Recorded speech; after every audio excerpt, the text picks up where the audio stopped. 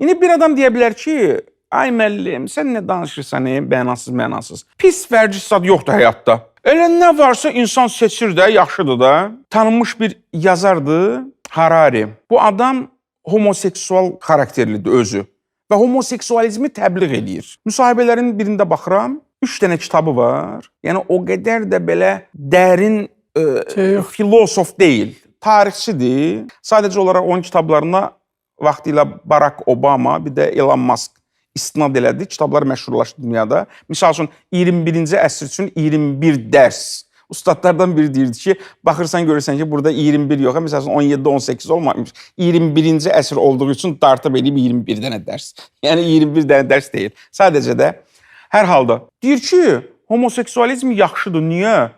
Ona görə ki, insanın təbiətində var da bir şey. Təbiətində. Əgər belədirsə, onda mən əsəbləşib kimsə vururamsa, onda mənə cinayət işi açılmasın da.